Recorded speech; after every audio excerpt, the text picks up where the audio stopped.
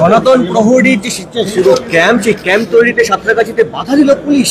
আরে বাধা কি দেবে, গাড়ি থেকে মাল নামাতে দেয়নি এবং কোয়েনসাইড হয়ে গেছে। আমি ওইখান দিয়ে আসছিলাম কলকাতা। আমি যদি আগে চলে আসতাম বা আমি আরো লেট নাইটে আসতাম তাহলে তো ওখানে ওদেরকে তাড়িয়েই দিয়েছিল কার জন্য। হাইকোর্ট যেখানে বলছে গুন্ডামি রেলের জায়গায় ঢুকেছে, আমি রেলমন্ত্রীকে অভিযোগ করেছি। ওটা মমতার জায়গা নয়, ওটা ভারত সরকারের জায়গা। ডিআরএম খড়গপুর বলছে আমি অনুমতি দিয়েছি, আমরা 21শে জুলাই তৃণমূলকেও অনুমতি দিয়েছিলাম। এটা মানবিক কারণ, হাজার হাজার লোক আসলে তাদের একটু জল, এই গরমের মধ্যে ওআরএস, কেউ অসুস্থ হয়ে যেতে পারে, তাকে একটু প্রাইমারি ট্রিটমেন্ট, মানবিক কারণ। আপনারা 21শে জুলাই সব রেল স্টেশন দখল করে সব জায়গা দখল করে করেছেন, তার বেলা কিছু হয়নি। এই যে পশ্চিমবঙ্গে পুলিশকে লেলিয়ে দেওয়া যে কোনো সরকার বিরোধী, এটা তো সরকার বিরোধী আন্দোলন, এটা তো রাজনৈতিক আন্দোলন নয়, কমপ্লিটলি সরকার বিরোধী আন্দোলন। ওনার বাবা মা আজ থেকে 1 মাস ধরে বলছেন আমি দুটো কর্মসূচি দিয়েছি, 9ই আগস্ট নবান্ন অভিযান এবং 14ই আগস্ট রাত জাগার প্রোগ্রাম। গতবারে ছাত্র সমাজ করেছিলেন, ছাত্র সমাজের ছেলেরা এবারে স্বেচ্ছাসেবক ভলেন্টিয়ারের কাজ করছে। ডাক দিয়েছেন বাবা মা, নেতৃত্বে থাকবেন বাবা মা।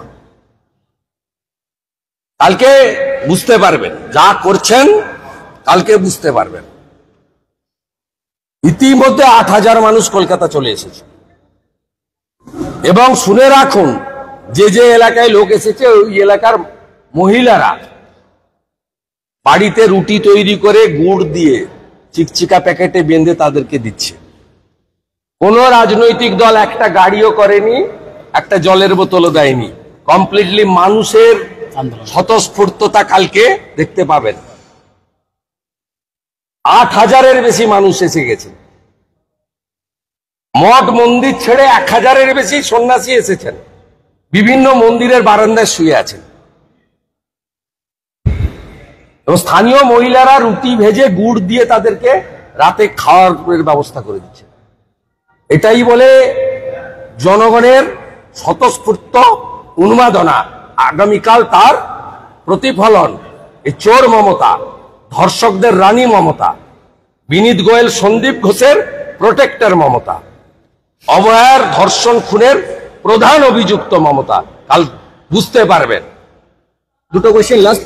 একটা হচ্ছে বিভিন্ন জেলা থেকে অতিরিক্ত পুলিশ মোতায়েন করা হচ্ছে 1 নম্বর, আর 2 নম্বরে রাখুন না। আমিও তো সবাইকে বলবো খালি হাতে যাবেন, শান্তিপূর্ণভাবে করবেন, সাধারণ পুলিশ কর্মীর সঙ্গে বিরোধে যাবেন না। আপনার মাথা ফাটুক, কোনো পুলিশ কর্মীর যেন মাথা না ফাটুক। ওরা আমাদের ভাই, আমাদের বোন, ওরা কষ্টে আছে।